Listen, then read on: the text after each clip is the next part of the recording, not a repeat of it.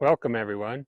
Today I'm going to share my experiences I've had with solar panels over the last 30 years. Now these panels we're looking at right here, these ones are over 30 years old and they're still working. I haven't used them for a while because you don't get much amps and watts off of these. Okay, so the oldest panels are these smaller ones. The three in the middle are a little bit newer. As you can see, two of these are broke. What happened is I bought a trampoline for my kids for Christmas, and we had a big windstorm in the night, and it took that trampoline and just wrapped it around the solar panels and tipped them over and smashed them up against the ground. So I came out in the morning and these were laying completely upside down, broke my pipe that was holding them up, and the trampoline was just ruined. It just wrapped around them. So I tipped them back up and noticed that two of them were broke. We went ahead and just started using them still, and we kept using them. We used them for like another 5 years, all broke like this. They still are putting out power. Let me put a voltmeter on this. There we go. We've got 16.7 volts. So yeah, they're still working. Okay, so these panels are manufactured by Argo Solar Inc. from Chatsworth, California. Now this is a 50-watt panel. It's 22 volts, 600 volt max DC. So these are back in the day when solar was so expensive.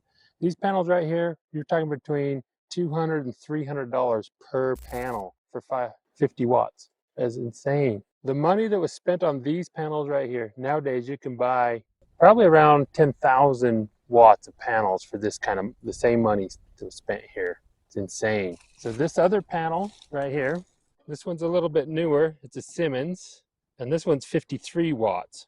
So you're talking just 3 more watts here. And on these old panels, how you hooked them up is you had a junction box on them like this, and it's got a diode in there.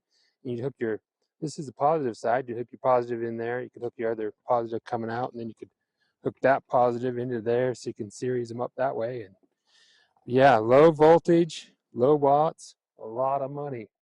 How things have changed. Right. So the price per watt was so high when solar panels first came out that tracking the sun was what you did to get more power each day. Now this is something I built out of junk car parts. You got a power window motor from an old station wagon, 1960 station wagon. You've got a driveline shaft here, some transmission gears. I had a windshield wiper motor over here on this that would turn this whole thing. And so this one would give you back and forth like this. And I had a motor on there that turned the whole array around. And then I had wires going into the house hooked to power window switches, and you just move those switches and move your panels around. So I didn't have it automated, but you could move it with switches in the house. So that was the first panels I had experience with. Now we'll move to the next panels that I've used. Okay, so here's the next panels that I've bought. Now these ones are 150 watt panel, and they're like 43 volts. So I bought 8 of these. That's why I was powering my house for a while. So stepping up from those really old ones to these ones was quite a bit more power and about the same money. I think it was like $1.60 a watt or something like that for these ones. So I went from 259 watts of solar to 1200 watts of solar, and it's about the same money. So a lot more power. Got 8 of these that I bought, but I've upgraded since then. So these now I just use to power stuff, charge batteries on whatever. I actually got so many of them, I actually don't even really care about them. I just throw them out here in the weeds like that, run it in to a $10 charge controller, hook to the batteries, keeping them topped off. So that's how you power stuff. Okay, so these panels here, they're 15-year-old panels. I'm not sure what the price is. There's some panels my brother had. And I just threw those on the golf cart here to charge the golf cart. Powers our golf cart. What we've got going on here is I've got the golf cart all torn apart because each time we do a distance test on it, we burn stuff out. And so I put in a new V-Glide and solenoid, and I'm waiting for another solenoid. So I'm going to double up the solenoids, and then I'm going to put it all back together, and we're going to test another distance test. So these panels here, they're 22 volts. And so I've actually got them series all up together to come into here. I think I'm pushing closer to 70 volts coming into this Outback charge controller, and then that takes it into the batteries when they're in here. So, all right, let's show you some other solar panels I have. Okay, so here's a solar rack that I built. This one had 8 of those 150 watt panels on it. It had some moving motors right here to move it, but the ends of them popped off, they broke. And so I put this rebar on there and just welded it up solid. That's the problem with moving stuff, is you got too many moving parts and they break. So I just stopped moving it. So then we're going to talk about these panels. Okay, now these panels are kind of cool. So there's a company that had a whole bunch of these on the roof. They decided they didn't want them anymore, and so they were just giving them away. So I got all these for free, which is good because I wouldn't pay for them. They're pretty outdated, but they're pretty cool because they're round. They're round tubes, and each tube actually has your solar cells in there, and it's got oil in there. The theory is they're going to try to keep them cooler so they last longer. And with them being round, you don't really need to position them to the sun at all. Wherever the sun is, it's hitting one side of that tube. And they also get a bit from the bottom of it bouncing up. They get some power that way too. Okay, one thing I did notice about these with them being round is you definitely get more power in the mornings and the evenings than you do with regular panels, just laying flat on the roof like this. So when it comes to hooking these up, it's pretty cool actually, because each tube is 90 volts. And so this whole side of the panel is positive.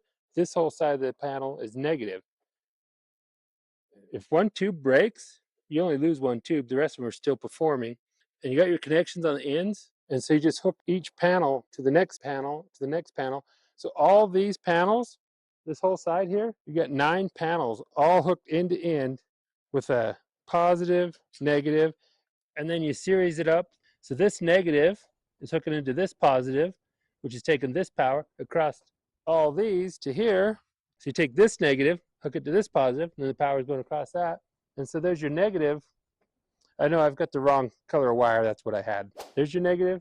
There's your positive coming off all these panels that are hooked here, coming up and into there, and then down into the house. So it's crazy. Just 2 wires, all these panels. But they don't put out very much power. All these panels, you got 27 panels, and the best I've seen is 1,700 watts coming out of these. And one thing I do like about it, the setup, I mean, I threw all these on here in an hour, plugged them all in, had them hooked up. They're not even bolted down. See, they're just sitting here, but they're heavy enough and the wind don't catch them. They haven't moved at all. So for the price and the application I'm using, I actually think they're pretty cool, but you can't buy these anymore. That's how it is. All right, let's go look at my newest panels.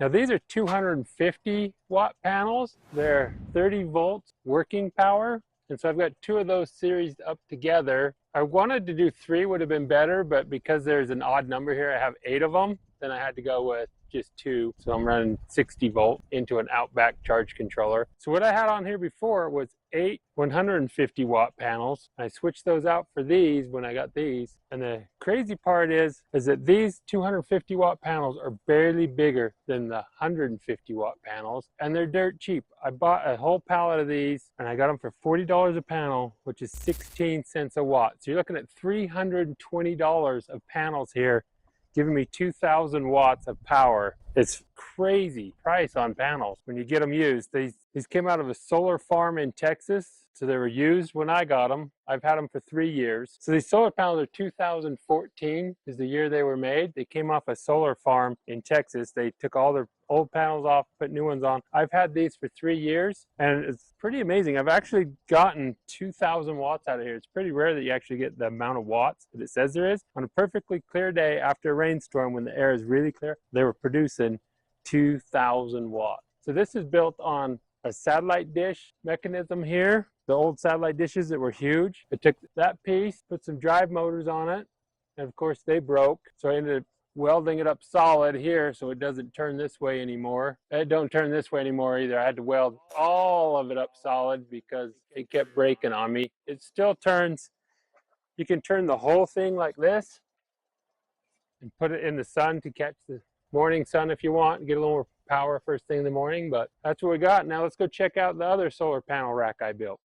All right, here's the basics of hooking up a solar power system. You take your solar panel, you hook it to your battery. Now this is how it was back in the day. I mean, this is back 30 years ago. We didn't have all the fancy gizmos. We was just wild as could be with, we were dealing with low voltage, so we weren't worried about electrocuting ourselves or dying. But anyways, so what happened is you take your solar panel, somewhere around 20 volt solar panel, you run that bad boy directly into your battery. So you want your solar panel just a little bit more volts than your battery. and then from your battery, you take the power into your inverter. We didn't have no breakers, no fancy stuff. It was just that. Solar panel, battery, inverter, into the house, turn your lights on, hang out. But then when I went from like a 20 volt panel up to like a 30, 40 volt panel, then I also bought a charge controller that time. And the charge controller I got, this isn't the charge controller I got, this is just a charge controller to kind of represent it. But I bought an Outback charge controller, which is good up to, they max out at 150 volts. So you really want to run like 120, 130 volts into them. So the cool thing about a charge controller, what it's going to do is it's going to put the right power into your battery. It's going to bulk charge it, then it's going to do an absorb charge, and then it's going to do a float charge. Now the float charge means you're already charged, now it's just going to hold that at that voltage. And so the charge controller is just really nice on keeping your battery at the voltage it needs to be and getting your battery last longer. That's one of the cool things about a charge controller. And the other really cool thing is, say you've got a 20 volt panel, and that's running in here, 20 volts. But what happens in the morning when the sun's right here, you're only getting 10 volts into this solar panel. You're not getting no 20 volts. 10 volts won't charge your 12 volt battery because it's 12 volts. But when the sun gets up here, now you get 20 volts. So you're not charging in the morning, you're not charging in the evening when the sun's over here. So what you do is you take your solar panels and you series them up. You take this this panel, you're going to hook the negative to this positive, this negative to this positive, and now these are seriesed up. This is now your new negative and positive. Now you've got this panel, so now you've got 20 volts, 40 volts, 60 volts all running into your battery. Hook these into your charge controller, then your charge controller into your battery. Now when the sun's on an angle like this, and these are only putting out 10 volts per panel, now you've got 10, 20, 30 volts charging your battery. First thing in the morning, peak time, you got 60 volts going in. Over here, you still got 30 volts in. You just up the efficiency of your system. Now you have more power just by adding a charge controller. So charge controllers have made solar more efficient. That's one of the things. What's super cool nowadays is a lot of your inverters have built-in charge controllers. So you don't even need to buy a charge controller anymore. Don't need that. You just have your inverter hooked up, panels hooked into your inverter. So the inverter is now your charge controller, charging the battery, powering the house, less components. And of course, nowadays, you know, everything's higher voltage. The new inverters, you want to be more like 300 volts coming into the inverter. So everything's higher voltage, and you really want to be running 48 volt battery packs. And so now you add breakers and safety stuff everywhere. Some of your newer inverters have built-in breakers and everything. Some of your batteries have breakers. As the voltage went up, things got more complicated. But now they've gotten simpler again because your inverters have a lot of the equipment built into them.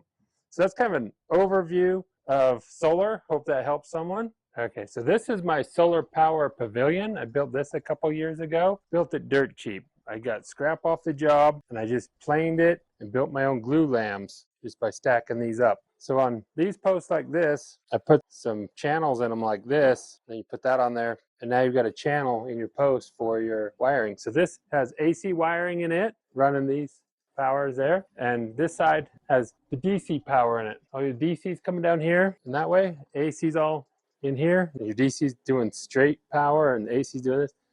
So you don't mix AC and DC in the same conduit. So the solar panels are mounted with deck screws. Take a deck screw with a washer on it, and that's what holds the solar panels. And they're screwed right into the rafters, which holds all the solar panels about 1/8 of an inch apart. And then I put silicone between all the solar panels.